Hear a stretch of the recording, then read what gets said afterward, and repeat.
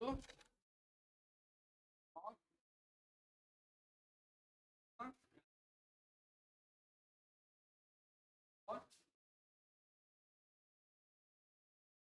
और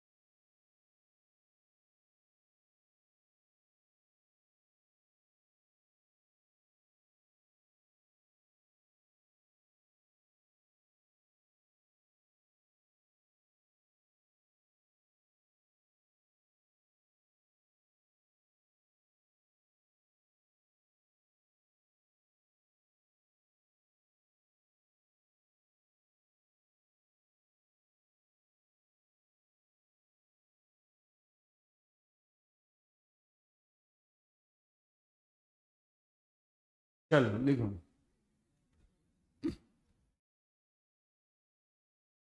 primary structure of protein, secondary structure of protein, tertiary structure of protein and quaternary structure. देखो हम लोग classification में, ये आपको मालूम है नेटिव एंड डीनेचर्ड प्रोटीन का दूसरा नाम क्या होता है? Derived protein. कौन सा प्रोटीन? डिराइव्ड। दूसरा सिंपल कॉन्जुगेटेड या कॉम्प्लेक्स। तीसरा थ्रेड के जैसा है, स्फेरिकल है। Based on function, structural, storage, functional, defence, transport, channel और भी बहुत सारे। ठीक है, based on level of organisation. तो इन दोनों पे स्पेशली हम अभी फोकस करेंगे। कौन दोनों पे? Based on shape and based on level of.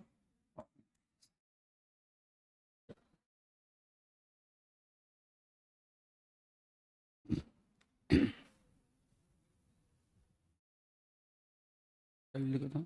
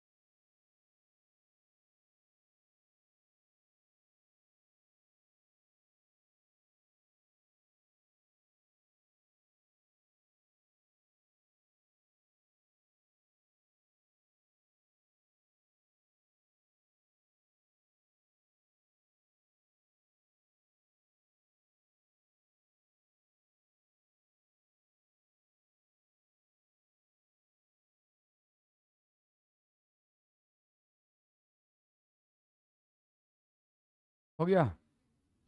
हो गया सबका? देख लिया? देखो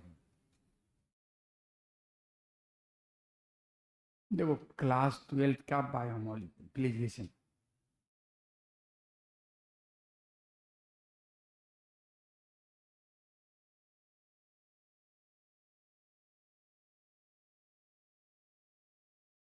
ये बात fibrous and globular protein class 12 के बायोमोलिक्यूल में दिया है और कहीं नहीं दिया है। एनसीईआरटी 11th में नहीं दिया है, क्लास 12 के केमिस्ट्री के बायोमोलिक्यूल में दिया है।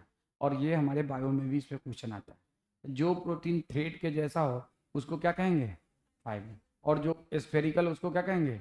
ग्लोबुलर। गोल गोल प्रोटीन को ग्लोबुलर और थ्रेड लाइक को फाइबर।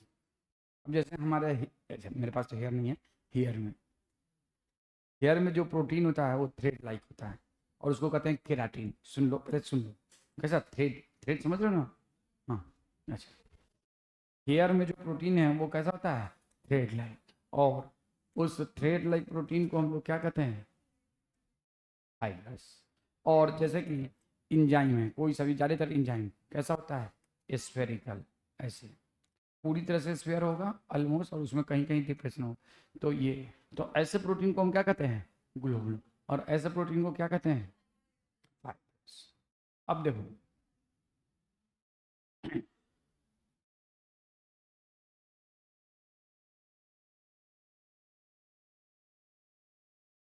अब आपके बुक में क्या लिखा है? दो, मैं इसलिए इस बात को बता रहा हूँ क्योंकि हमारे बुक में जो बात लिखी है ना, that is not complete, incomplete. देखो क्या होता है, अभी आप सिर्फ इतना याद रखो। अभी इसको हम बाद में समझाएंगे, पहले स्ट्रक्चर ऑफ प्रोटीन को समझेंगे तब। अभी आपको ये याद रखना है कि जो प्रोटीन थ्रेड लाइक है उसको क्या कहेंगे? फाइबर। और जो स्फेरिकल है उसको क्या कहेंगे? ग्लोबुलर। तो ये हमने यहीं पे लिखा है। अब थ्रेड लाइक का इसका एग्जाम्पल पहले लिख लो यहाँ पे, इसका एग्जाम्पल लिख लो। केराटिन, दूसरा मियोसिन, तीसरा फाइब्रोइन। ये सब थ्रेड के जैसा होता है। केराटिन कहाँ पे? हेयर में। मियोसिन कहाँ पे? मसल में। फाइब्रोइन कहाँ पे? Silk pro. और कौन सा? तो एक्टिन कहाँ पे? मसल में। ये सब थ्रेड लाइक होता है। इन 4 का नाम तो आपको याद रखना है। केराटिन कहाँ पे? हेयर में। मैं छोटा सा नीचे लिख देता हूँ, हेयर में। ये कहाँ पे? मसल में। ये कहाँ पे? सिल्क में। ये कहाँ पे? मसल में। देखो, और ग्लोबुलर प्रोटीन स्फेरिकल। कौन सा? स्फेरिकल। और ये कहाँ पे? तो ये होता है मेजोरिटी ऑफ इंजाइम्स, सारे इंजाइम नहीं, max majority of enzymes and hormone, majority of enzymes and proteinaceous hormone.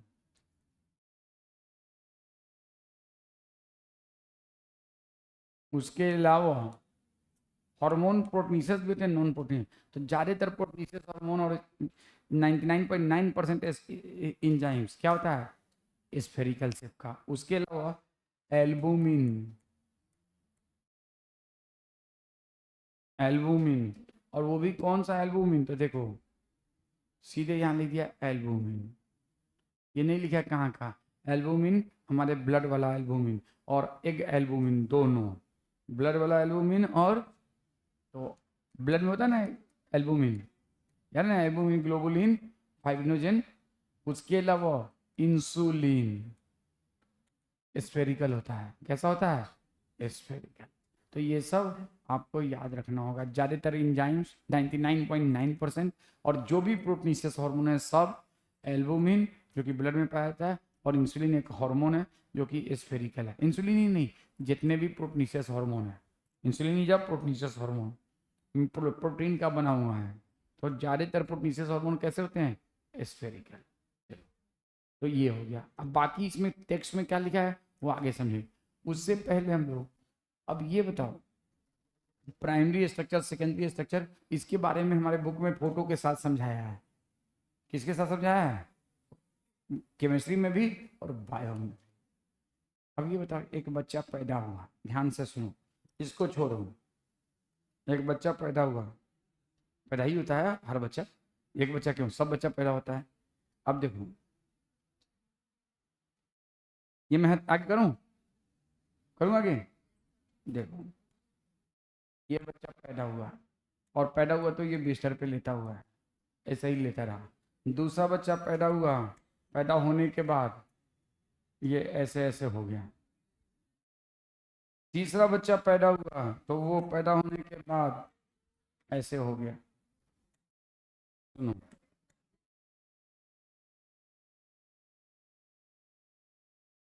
सुनो ध्यान से। एक बच्चा पैदा हुआ ऐसा ही था, दूसरा बच्चा पैदा होने के बाद में ऐसा हो गया, तीसरा बच्चा पैदा होने के बाद ये ऐसा हो गया, चौथा बच्चा पैदा हुआ और वो ग्रुप बना लिया। एक बच्चा एक दूसरा बच्चा के साथ मिलके ग्रुप बना लिया, और हो सकता है तीसरा बच्चा भी एक और आ जाए और उसके साथ ग्रुप बना ले ऐसे, और हो सकता है एक और बच्चा आ जाए चौथा बच्चा के साथ। Don't draw this diagram. ओ ऐसे। अब देखो, दिस बच्चा इज डिस्क्राइबिंग प्राइमरी स्ट्रक्चर। पैदा होने के बाद 6 महीने के बाद बच्चा ऐसा हो गया, सेकेंडरी स्ट्रक्चर। एक बच्चा पैदा हुआ ऐसा ही और वो हो गया ऐसा, टर्शियरी।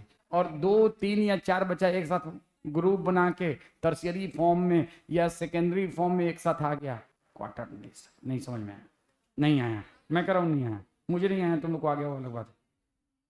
नहीं आया, मैं कह रहा हूँ मुझे नहीं आया, तो तुम लोग को आ गया होगा अलग बात। समझो इस बात को, मैंने ये एक समझाने की खातिर, ठीक है ना, बताया। मोबाइल पे क्या चल रहा है बता, क्या चल रहा है? टेक्स्ट मैसेज, व्हाट्सअप मैसेज, कौन सा मैसेज? कुछ भी नहीं, तो क्या चल रहा है? हाँ, देखो, वैसे ही जब सुनो प्लीज, एक पॉलीपेप्टाइड चेन, अब ध्यान से सुनो, उस बच्चा को छोड़ो, अब ध्यान से सुनो। एक अमाइनो एसिड, दूसरा अमाइनो एसिड, तीसरा अमाइनो एसिड, चौथा, पांचवा, छठा, सातवां, ऐसे 100 अमाइनो एसिड एक दूसरे से अटैच है ऐसे, और ये बना, ये बना, ये बना। It is called as primary structure, जिसमें राइट एंड क्या होगा, लेफ्ट एंड NH2 और राइट एंड। अब देखो, हर एक प्रोटीन, प्लीज लिसन, हर एक protein produce in primary structure. हर एक बच्चा पैदा होता तो बिस्तर पे लेता ही रहता है, बाद में वो क्वाइल हो गया, बाद में वो मतलब हो गया, बाद में वो 4-5 बच्चों का ग्रुप बना लिया, 2 बच्चों का ग्रुप बना लिया। लेकिन हर एक बच्चा पैदा होता है तो बिस्तर पे लेता ही होता है कि पैदा होते ही क्वाइल हो जाता है, पैदा होते ही गोल बन जाता है या गैंग बना लेता है, नहीं। तो हर एक बच्चा पैदा होता है और बिस्तर पे लेता होता है। वैसे ही हर एक protein produce in primary structure. Primary structure of protein का मतलब protein which represent linear sequence of amino acid, which represent linear sequence of in which left end is amino and right end carbox। तो primary structure of protein का मतलब क्या होता है, लिखो primary, आप यहाँ पे लिखो और देखो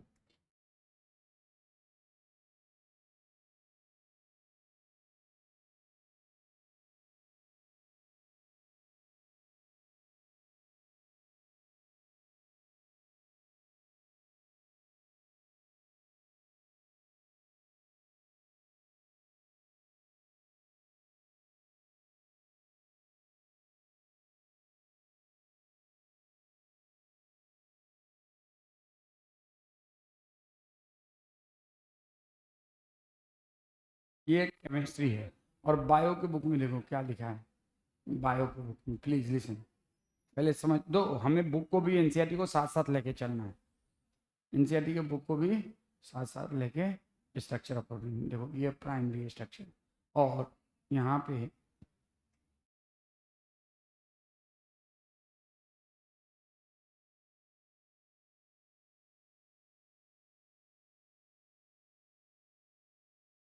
अभी लिखना मत,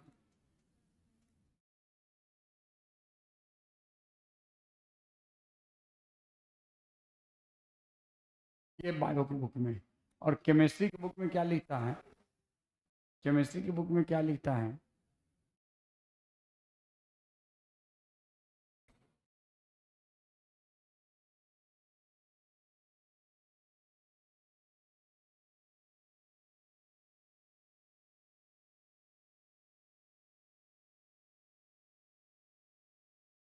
अब सुनो दोनों से एक कॉमन इंफॉर्मेशन क्या निकलता है। दोनों में दो तरह से लैंग्वेज का इस्तेमाल किया है, दोनों को पढ़ोगे तो दो कन्फ्यूजन क्रिएट होगा। और मैं अगर आपसे कहूँ कि अब हम लोग बात करने जा रहे हैं प्राइमरी, अब यहाँ पे देखो प्राइमरी स्ट्रक्चर ऑफ प्रोटीन, यार ये बता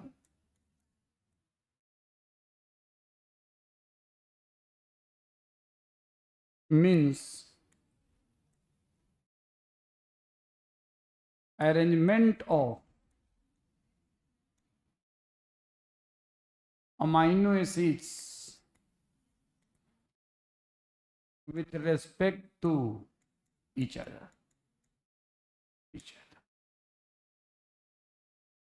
with respect to means arrangement of amino acids with respect to each other, and in this structure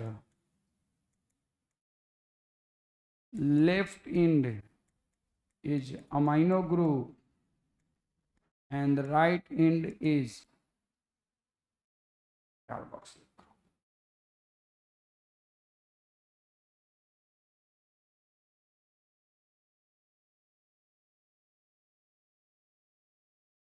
अब इसको समझने के लिए एनसीईआरटी के लैंग्वेज को समझने के लिए मैं मान लेता हूँ यहाँ पे ये पहला अमाइनो एसिड है, ये दूसरा है, तीसरा है, ये चौथा है, ये पांचवा है, सो ऑन, ये छठा है एंड सो ऑन, ऐसे ये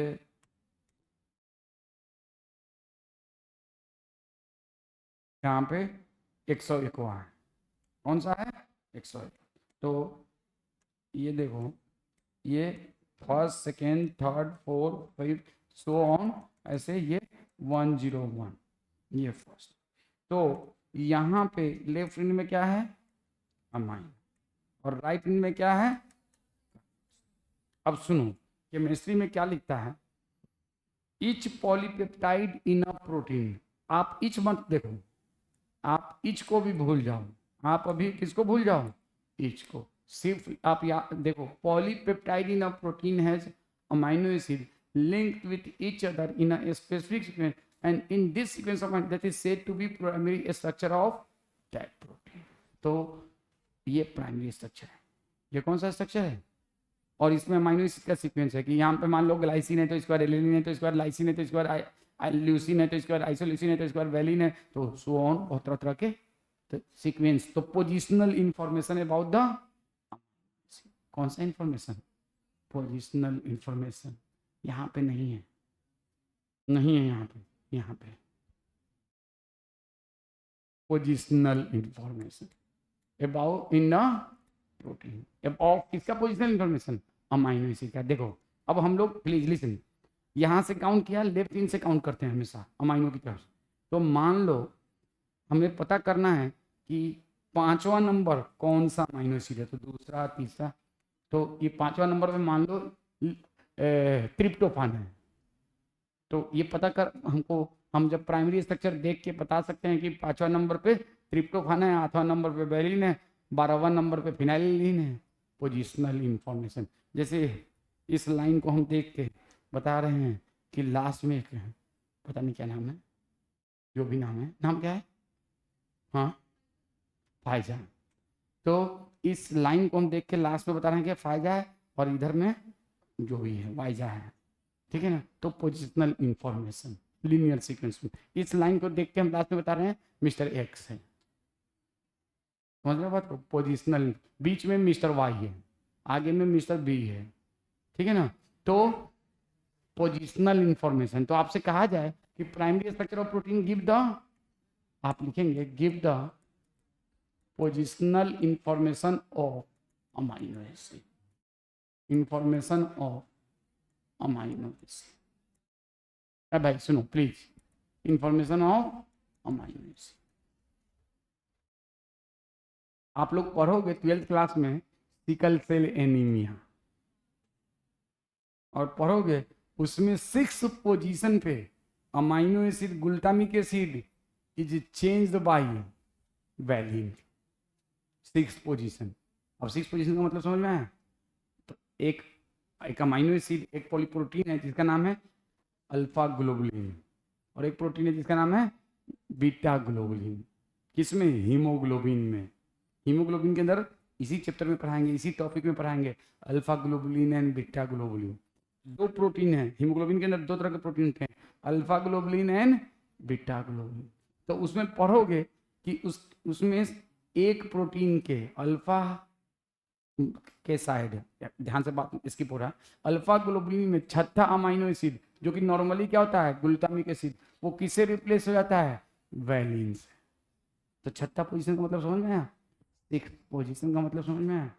तो ये बात अगर नहीं समझ रहोगे तो मैं बता रहा हूँ, सबसे basic chapter biomolecule followed by cell biology, ये चैप्टर 2 बायोलॉजी की जान है, मेडिकल साइंस की जान, आगे मेडिकल साइंस पढ़ोगे उसकी भी जान है। तो अगर ये 2 चैप्टर ढंग से नहीं पढ़े ना, तो आपका कहीं ना तो जेनेटिक्स समझ में आएगा, ना ह्यूमन फिजियोलॉजी में दिक्कत होगी, हर जगह प्लांट फिजियोलॉजी में दिक्कत होगी, बोटनी वाले सारे पोर्शन में दिक्कत होगी, बायोमोलिक्यूल और cell biology they are the common topic, they are neither zoology topic not botany topic, वो कॉमन बायोलॉजी के टॉपिक्स हैं। कौन से? Biomolecule, cell biology, cell division. तो बहुत अच्छे से इसको पढ़ना है। तो अब देखो, हर एक प्रोटीन प्रोड्यूस किस में होता है?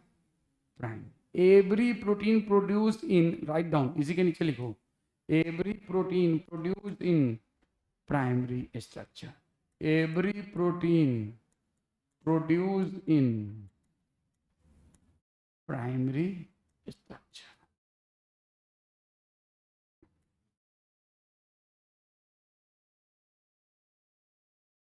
हर एक बच्चा सोया हुआ पैदा हुआ, बाद में एक बच्चा डाकू बन गया, एक बच्चा चोर बन गया, एक बच्चा पुलिस बन गया, एक बच्चा डॉक्टर बन गया, एक बच्चा रिक्शा पुलर बन गया। हर बच्चा एक ही तरह से पैदा होता है, बाद में उसकी परवरिश कैसे होती है उसके ऊपर वो डिपेंड करता है कि वो क्या बनेगा। Are you getting my point? वैसे ही हर एक प्रोटीन किस में, हर एक बच्चा कैसे पैदा हुआ? प्राइमरी स्ट्रक्चर में, और उसकी नर्सिंग कैसे हुई उसके बेसिस पे वो क्या बनेगा। Are you getting my point? उसी तरह से हर एक प्रोटीन कैसे पैदा होता है?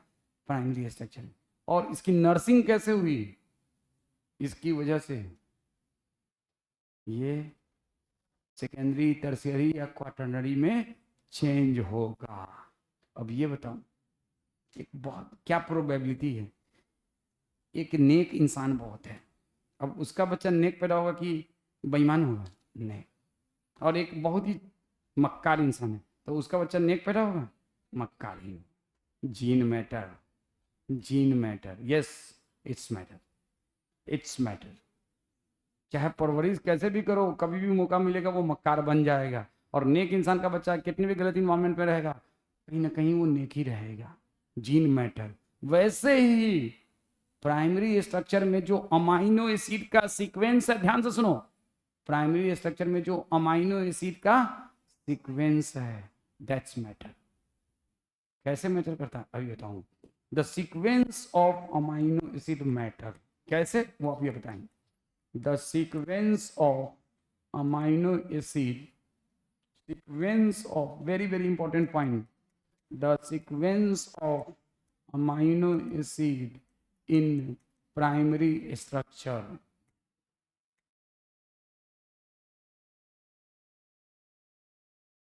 in primary, the sequence of amino acid in primary structure responsible for whether this primary structure, यही रेस्पॉन्सिबल है, will convert into either secondary, tertiary और quaternary structure, और quaternary structure।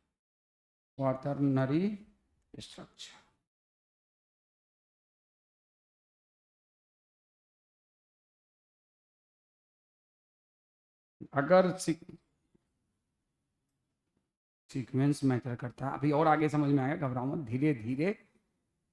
सीक्वेंस मैटर करता है, कौन से अमाइनो एसिड के पास कौन सा है, दैट मैटर। अगर मान लो दो पॉलीपेप्टाइड चेन है और दोनों में अलग अलग अमाइनो एसिड का सीक्वेंस है, मान लो ये एक पॉलीपेप्टाइड चेन है, ये एक पॉलीपेप्टाइड चेन है और ये दूसरा पॉलीपेप्टाइड चेन है, दूसरा। अब इसमें जो अमाइनो एसिड का सीक्वेंस है, और दोनों में मान लो 120 अमाइनो एसिड है, इसमें भी 120 अमाइनो एसिड है, कितना 120। लेकिन इसमें अमाइनो एसिड का सीक्वेंस अलग है, इसमें अमाइनो एसिड का, इसमें जैसे मान लो ग्लाइसिन के बाद एलेनिन है, इसमें लाइसिन के बाद ल्यूसिन है, तो सीक्वेंस सेम है या अलग है? तो ये हो सकता है सेकेंडरी में चेंज होगा, ये हो सकता है टर्शियरी में चेंज होगा, सीक्वेंस ऑफ अमाइनो एसिड। अब कैसे, वो सब आगे समझेंगे, लेकिन पहले हम लोग को ये इंफॉर्मेटिव बात है, ध्यान में रखना होगा। जैसे कि तुम, क्या नाम है, हाँ, अभिषेक यादव, यादव जी। अब मान लीजिए ये मुलायम सिंह यादव के रिश्तेदार भी हो सकते हैं, मान लीजिए ये मुलायम सिंह यादव के रिश्तेदार हैं, तो इनकी क्या प्रोबेबिलिटी है नेता बनने की, एमएलए, एमपी, मुखिया, कुछ भी बने। तो ये इनकी रिश्तेदारी इनकी प्रोबेबिलिटी को डिटरमाइन कर रहा है कि ये नेता बन सकते हैं। मैं समझाने के लिए बता रहा हूँ, क्या नेता बन सकते हैं, समझ रहे हैं बात को?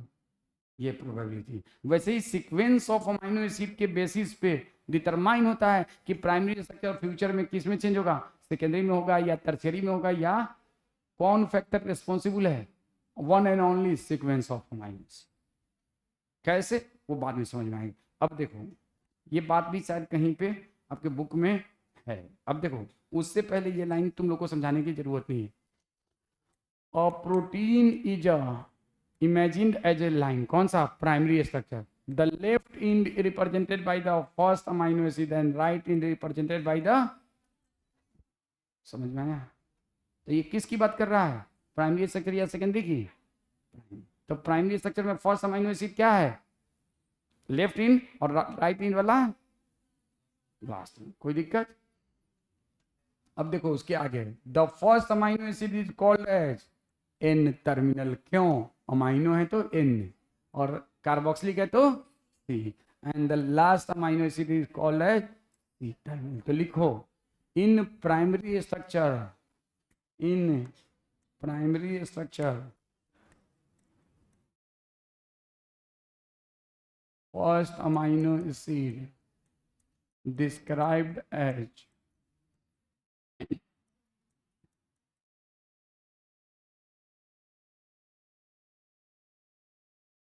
N terminal, whereas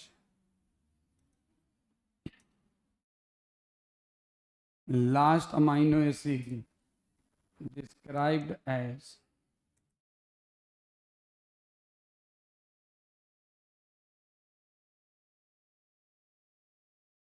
C terminal।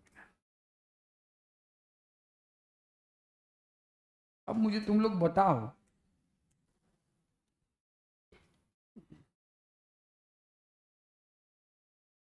Primary structure को एक रिजिड, एक लीनियर स्ट्रक्चर के फॉर्म में हम रिप्रेजेंट कर सकते हैं कि नहीं?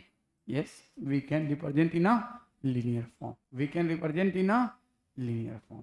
अब ऊपर में ये फालतू का बीसी किया है, लेकिन बताना तो पड़ेगा ना, बातचीत।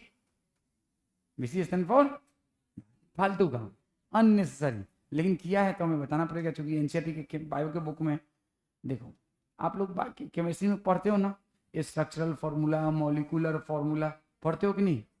मॉलिक्यूलर फार्मूला NaCl H2SO4, ये क्या है? Molecular formula. जैसे H2CO3 तुम लोगों ने ही लिख के मुझे बताया था। अब अगर हम ये लिख, अरे तुम लोगों ने मुझे लिख के बताया था, मुझे याद भी नहीं था। H2CO3 क्या है? ये है मॉलिक्यूलर फार्मूला। और इसी को अगर ऐसे लिखोगे, कैसे लिख के बताया था तुम लोगों ने यार? OH ऐसे ही ना कुछ लिखा था, और यहाँ पे O, यही ना है? तो this is the structural formula. इसको H2CO3 is the one dimensional, it is a two dimensional, not three dimensional. Structural formula is the two dimensional. कौन सा डायमेंशनल? टू डायमेंशनल, लंबाई और चौड़ाई, और प्लस मोटाई, देन थ्री डायमेंशनल। तो सुनो, अब यहाँ पे क्या भी, are heteropolymer containing a string of protein as mentioned earlier are heteropolymer containing a string of amino acid। में कोई दिक्कत? स्ट्रिंग, अरे तस्वीर है, माला है, माला, तस्वीर देखा? माला, हिंदुओं में माला पंडित जी लोग रखते हैं, मुसलमानों में मुल्ला लोग तस्वीर रखते हैं। उस तस्वीर में क्या होता है? तो वो क्या है? एक एक अमाइनो एसिड है, एक एक amino acid, string of amino acid. कोई दिक्कत? अब आओ, structure of molecule means different thing in different. अब हम लोग, मेरे ये मोहित सर फालतू की बात को दलवा दिए हुए हैं। In inorganic chemistry the structure in refer to the molecular formula, जैसे सोडियम क्लोराइड H2SO4 H2CO3, ये सब। Organic we write two dimensional view, जैसे ये टू डायमेंशनल व्यू है। जैसे आप लोग पढ़े होंगे बेंजीन, ये क्या है? टू डायमेंशनल है। ये क्या है? टू, अरे यार बेंजीन में 6 कार्बन ना, हाँ ऐसे, two dimensional, H H H। तो ये क्या है? तो ऑर्गेनिक केमिस्ट्री में हम लोग जो भी चीज़ पढ़ते हैं वो टू डायमेंशनल, और ये स्ट्रक्चरल फार्मूला है, ये भी स्ट्रक्चरल फार्मूला, हालांकि ऑर्गेनिक केमिस्ट्री में नहीं है, लेकिन ये टू डायमेंशनल है। तो जब हम स्ट्रक्चरल फार्मूला लिखते हैं तो कौन सा डायमेंशनल होता है? Two dimensional. और जब मॉलिक्यूलर फार्मूला लिखते हैं तो कौन सा होता है? One dimensional. फालतू की बात है, लिखने का कोई मतलब हमको नहीं समझ में आया। Organic always right the two dimensional view of the molecule while representing the structure of molecule, जैसे कि बेंजीन, नेप्थालीन। अब नेप्थालीन का स्ट्रक्चर मुझे नहीं मालूम। अब आओ फिजिक्स की बात करते हैं। तो फिजिक्स में एक्स एक्सिस में पढ़ते हो, वाई एक्सिस में पढ़ते हो, जेड एक्सिस में पढ़ते हो ना। इन सब का बाप है बायोलॉजी, इन सब का बाप है बायोलॉजी, अभी समझ में आया। तो फिजिक्स में हम लोग कितना 3D स्ट्रक्चर पढ़ते हैं या 2D? एक्स एक्सिस में ये जा रहा है, वाई एक्सिस में जा रहा है, जेड एक्सिस में ये जा रहा है, तो किस एक्सिस में जाएगा हमको नहीं मालूम। जाओ, control of 3 dimensional view of structure. अब बायोलॉजी में हम लोग प्रोटीन का स्ट्रक्चर कितना 4 लेवल पे पढ़ते हैं, 4 डायमेंशन नहीं, 4 लेवल।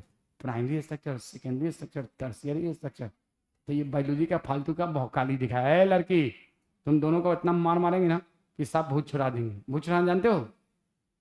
मोबाइल से ज़्यादा खेलोगे ना भूत छुड़ा देंगे, हम बता दे रहे हैं। यहाँ पे ध्यान दो, ठीक है ना। भूतनाथ जानते हो, भूत पकड़ा देंगे, हमें सब दिख रहा है। मेरे पास एक दिव्य दृष्टि भी है, हाँ मैं बता रहा हूँ, उससे मैं सब देख लेता हूँ। देखो, तो देखो, इन ये दिखाना ये चाह रहा है जो भी राइटर है, maybe he is suffering from और she is suffering from inferiority complex, कि भाई बायोलॉजी का ये इंपॉर्टेंस है, केमिस्ट्री का ये इंपॉर्टेंस है, फिर भाई फिजिक्स में हम 3 डायमेंशनल स्ट्रक्चर्स को पढ़ते हैं, 3 डायमेंशन में चीज़ों के बारे में पढ़ते हैं कि एक्स एक्सिस में ये, वाई एक्सिस में जेड। केमिस्ट्री में, इनऑर्गेनिक केमिस्ट्री में मॉलिकुलर फॉर्मूला पढ़ते हैं, ऑर्गेनिक केमिस्ट्री में ज़्यादातर स्ट्रक्चरल फॉर्मूला पढ़ते हैं, स्ट्रक्चरल फॉर्मूला 2D में पढ़ते हैं, मॉलिकुलर फॉर्मूला 1D में पढ़ते हैं, फिजिक्स में 3D में पढ़ते हैं, और बायोलॉजी में हम प्रोटीन के स्ट्रक्चर 4 लेवल पे पढ़ते हैं, primary structure, secondary structure, tertiary structure, quaternary. तो ये क्यों लिखा है हमको नहीं होता फालतू में अपनी तारीफ हाँकना, वही फालतू में अपनी तारीफ हाँका है कि प्रोटीन को हम लोग 4 लेवल पे पढ़ते हैं, और कुछ नहीं किया है, नथिंग एल्स, यही लिखा है। while biologists describe the protein at 4 level।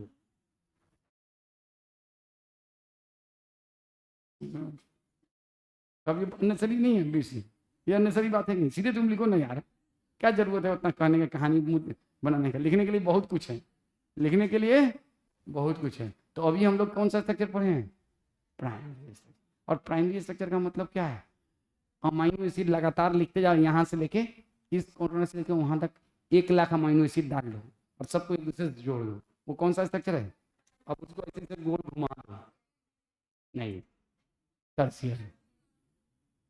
अरे यार एक थ्रेड, ऊन, ऊन जानते हो ऊन, उलन, उलन इन्हें कहते हैं। तो ऊन को अंग्रेजी में क्या कहते हैं, उलन कहते हैं, कुछ और कहते हैं, हाँ तो अंग्रेजी हमारा थोड़ा कमजोर है। तो ये ऊन है, इस ऊन को थ्रेड को ऐसे ऐसे बोलते हैं, गोला बन जाता है ऊन का गोला, दिखता है ना, जैसे स्वेटर बुनती है अम्मा, ठीक है ना, तो ऊन का गोला बना दिया, तो वो क्या हो गया, स्फेरिकल। वो कौन सा स्ट्रक्चर हो गया, टर्शियर। वो कौन सा हो गया, और आपने क्या किया, एक ऊन लिया, दूसरा ऊन लिया, एक दूसरे पे ऐसे लपेट दिया, सेकेंड है, नहीं समझे, अरे यार ऐसे समझो, ये ऊन है, ये एक थ्रेड है, उलन थ्रेड है, पश्मीना का उलन थ्रेड है। अब इस उलन थ्रेड को आपने ऐसे ऐसे लपेट दिया, ये स्फेरिकल बन गया। इसी उलन थ्रेड को आप सीधे एक रस्सी को लो और ऐसे ऐसे लपेट, सिंगल रस्सी को, तो ये ऐसे क्वाल हो गया, हो गया। या आपने क्या किया, एक और उलन थ्रेड है और इन दोनों को एक दूसरे पे लपेट दिया, ऐसे ऐसे ऐसे एक दूसरे पे लपेट दिया, ऐसे ऐसे। तो अब देखो सुनो, ये एक सिंगल ऊन को आपने ऐसे ऐसे लपेट दिया, या 2 ऊन को, इन दोनों को एक दूसरे पे लपेट दिया, इसको और इसको क्या कहते हैं, डोंट नो, सेकेंडरी स्ट्रक्चर। और एक ही ऊन का थ्रेड है और उसको गोला बना दिया, टर्शियरी। कौन सा स्ट्रक्चर, ओ, 2 सेकेंडरी स्ट्रक्चर, या 2 से ज्यादा सेकेंडरी स्ट्रक्चर, या 2 टर्शियरी स्ट्रक्चर, या 2 से ज्यादा टर्शियरी स्ट्रक्चर एक साथ लाके एक दूसरे के साथ जमा कर दिया, कौन सा है, क्वाटरनरी। बहुत एकदम देसी स्टाइल है ये। अभी हमने बुक का कुछ भी नहीं बताया, बिल्कुल देसी, समझ में आया बात। ये हमारा किस दिन काम है, रुक जा, ये निकलता कैसे है जी, नहीं निकल गया, निकालो, ये निकलेगा तो हम बोलेंगे कैसे रे, अरे निकाल लिया, तुम रिकॉर्डिंग का फिक्र मत कर।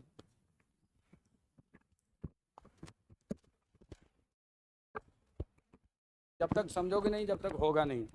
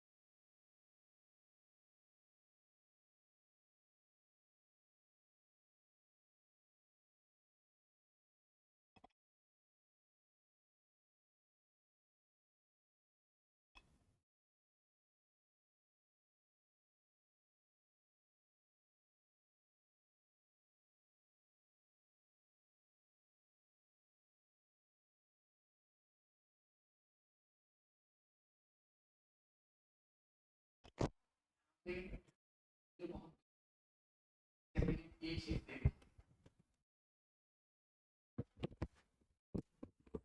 प्रोटीन थ्रेड, एक मिनट पहले आप लिखो,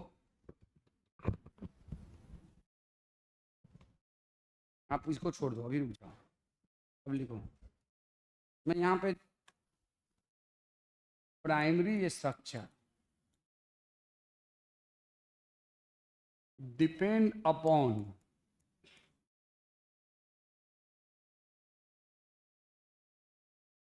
amino acid sequence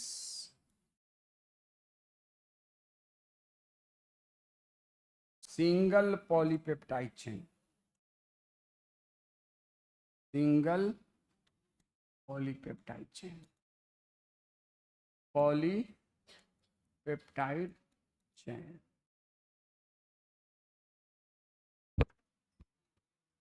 more than one polypeptide chain। लिखो पहले, उसको छोड़ो, पहले ये लिखो, more than one polypeptide chain give rise alpha helix, give rise beta pleated sheath, पहले लिख लो फिर मैं समझाऊंगा उसको, pleated sheath give rise collagen helix, N Ramachandran, और क्या क्या बोल रहे हैं सब, ये तीनों। हाँ, रामाचंद्रन नाम सुना है? कहाँ सुना है? आपके बुक में ही है? कहाँ पे लिखा है एन रामाचंद्रन का नाम? सेल बायोलॉजी के पहले, सेल बायोलॉजी के पहले एन रामाचंद्रन। ये तीनों क्या है? This one and this one, all these three are second. पहले लिखो सेकेंड, इसमें लिखना 2 पॉलीपेप्टाइड चेन, और इसमें लिखना 3 पॉलीपेप्टाइड चेन। सब पढ़ाऊंगा, घबराओ मत। और यहाँ पे है single polypeptide chain.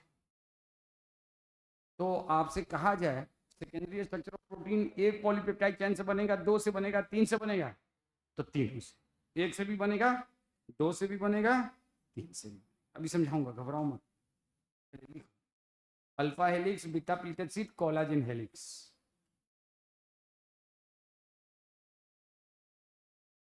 Alpha helix, अभी इसको छोड़ दो, नहीं तो अभी नहीं समझ में आएगा।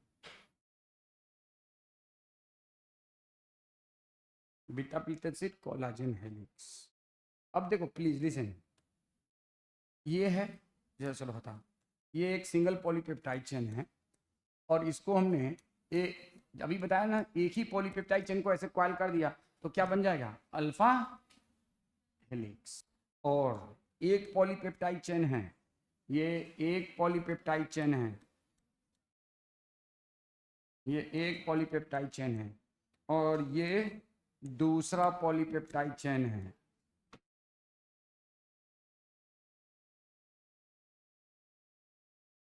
और इन दोनों के बीच में क्या बन गया? Hydrogen bond. क्या बन गया? Hydrogen bond. और ये एक सीट के जैसे अपीयर हो रहा है। प्लीज लिसन, 2 पॉलीपेप्टाइड चेन है, लाल और व्हाइट, और इन दोनों के बीच में क्या बन गया? Hydrogen bond. कैसे बना वो सब बात की बात है, पहले इमेजिन करो क्या बन गया? Hydrogen bond. कौन सा बॉन्ड? तो ये क्या कहलाएगा? Beta pleated sheet.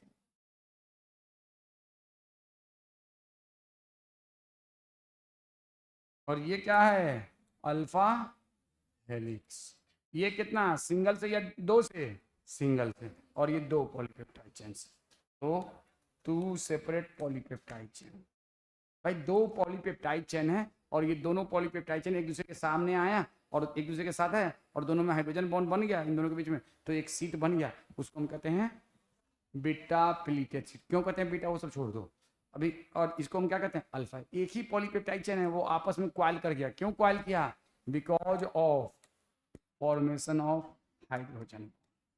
यहाँ भी हाइड्रोजन बॉन्ड की वजह से ही कॉइलिंग हुआ। हमने कॉइल नहीं किया, वो खुद ब खुद कॉइल हुआ बिकॉज ऑफ हाइड्रोजन बॉन्ड। इसमें भी हाइड्रोजन बॉन्ड होता है। अब क्यों होता है, किस लिए होता है, वो सब बात की बात है, पहले समझो। उसी तरह से ये हो गया ना, ये एक पॉलीपेप्टाइड चेन है, सुनो, ये एक पॉलीपेप्टाइड चेन है और ये एक दूसरा पॉलीपेप्टाइड चेन है और ये एक तीसरा पॉलीपेप्टाइड चेन है। अब तीनों ने क्या किया, एक दूसरे पर लिपट गया। लिपटना समझते हो ना? हाँ, लिप्टन चिप्टन। हो गया। क्या हो गया, लिप्टन चिप्टन, ऐसे ऐसे ये लिपट गया। तो इसको हम क्या नाम देंगे, बोलो? लिप्टन चिप्टन नहीं नाम देंगे, कोलाजेन हेलिक्स। और इसका स्ट्रक्चर सबसे पहले मिस्टर एन रामाचंद्रन ने बताया था। 3 पॉलीपेप्टाइड चेन है और तीनों एक दूसरे पे क्वाइल कर गया, लिपट गया। 3 रस्सी को एक दूसरे पे ऐसे ऐसे लिपट दो, तो इसको कौन सा हेलिक्स कहेंगे, कोलाजेन। तो primary structure of protein polypeptide, single, सुनो, एक ही चेन ऐसे से आपस में हाइड्रोजन बॉन्ड की वजह से लिपट गया। कैसे बना, क्या बना, वो सब बात की चीज़ है, वो सब अभी नहीं, वो सब बायोकेमिस्ट्री में जाकर फर्स्ट ईयर में तो पढ़ोगे। अभी आपको इमेजिन करना है कि हाइड्रोजन बॉन्ड की वजह से वो क्वाइल कर गया, और क्वाइल कर गया तो वो प्राइम अल्फा हेलिक्स कहलाएगा। अगर 2 पॉलीपेप्टाइड चेन हाइड्रोजन बॉन्ड की वजह से एक दूसरे से जुड़ गया और एक शीट लाइक बनाया तो क्या हो गया, कोलाजेन बीटा प्लीटेड शीट। और 3 पॉलीपेप्टाइड चेन एक दूसरे पर लिपट गया, क्यों लिपटा, हाइड्रोजन बॉन्ड की वजह से। कौन से बॉन्ड की वजह से, तो यहाँ पे भी इनमें आपस में कौन सा बॉन्ड है, हाइड्रोजन बॉन्ड। तो आपसे कहा जाए which factor is responsible for making secondary structure, yes, ये याद रखना। The factor responsible for making secondary structure is, चाहे वो अल्फा हेलिक्स हो, चाहे बीटा प्लीटेड शीट हो, चाहे कोलाजन हेलिक्स, आपको ये याद रखना पड़ेगा। तो लिखेंगे the factor that responsible for making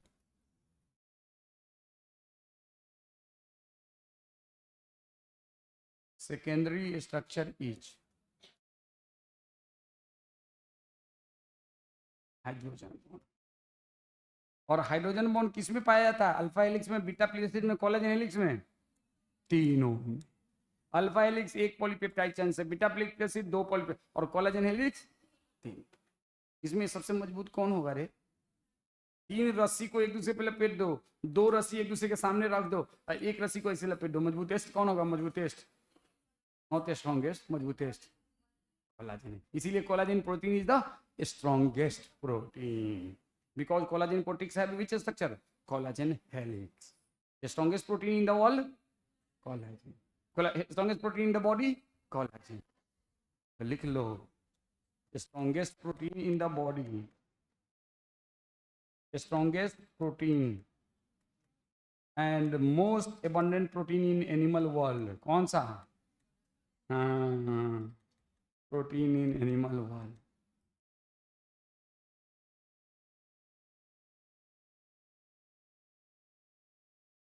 collagen. और दूसरी बात याद रखना, collagen helix structure was first of all described bye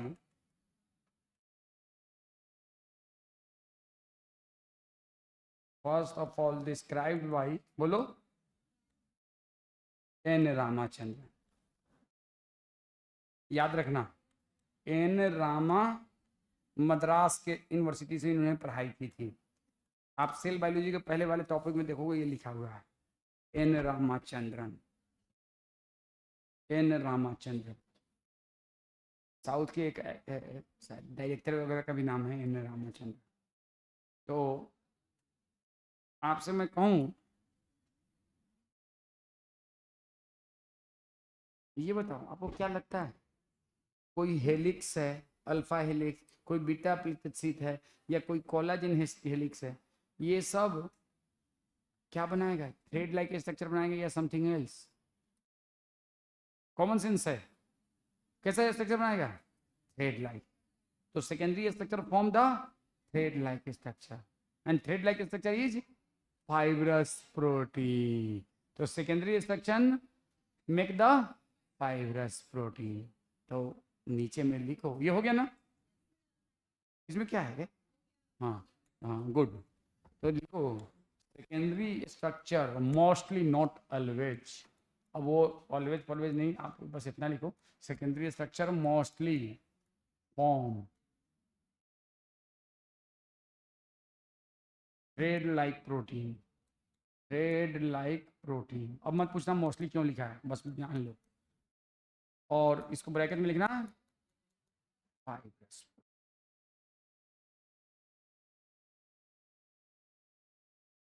और फाइब्रस प्रोटीन में आप लोगों ने क्या क्या पढ़ा था? Keratin, fibroin, F actin, myosin, और कुछ भी था, 4 थे। केराटिन में कौन सा? Alpha helix. फाइब्रोइन में कौन सा? बीटा प्लीटेक्सिड। मियोसिन और एक्टिन में नहीं बताएंगे, नहीं बताएंगे, चाहे कुछ भी कर लो, अभी नहीं बताएंगे, बाद में बताएंगे। अभी कुछ भी नहीं लिखो, बस इतना लिख लो, अभी नेक्स्ट क्लास में बताएंगे। तो केराटिन, फाइब्रोइन, एक्टिन, ये सब सेकेंडरी स्ट्रक्चर ऑफ प्रोटीन है। और इन सब में या तो एक पॉलीपेप्टाइड चेन का होगा, या 2 का होगा, या 3 का, उससे ज़्यादा का भी हो सकता है, उससे ज़्यादा का भी हो सकता है। फॉर योर काइंड इन्फॉर्मेशन, खाली 3 ही नहीं, 3 से ज़्यादा भी हो सकते हैं, एक दूसरे पर लिपट सकते हैं। तो सब हम लोग डिस्कस करेंगे धीरे धीरे। तो अभी आपके दिमाग में कुछ कंसेप्ट समझ में आया कि प्राइमरी और सेकेंडरी में पैदा कैसे हुआ कोई भी प्रोटीन? अब ये बताओ, आप लोगों ने सेल, थोड़ा बहुत तो सेल के बारे में जानते होंगे। Protein synthesis by which organelle? Ribosome या इंडोप्लाज्मिक रेटिकुलम? या रफ इंडोप्लाज्मिक रेटिकुलम? कौन प्रोटीन बनाता है, राइबोसोम या rough R? Protein is produced by ribosome और रफ इंडोप्लाज्मिक।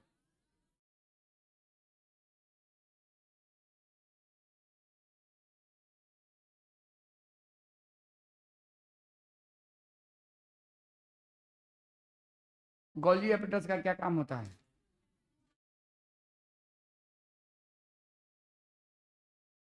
अच्छा, मैं आपसे पूछ रहा हूँ 3 स्ट्रक्चर, प्लीज लिसन।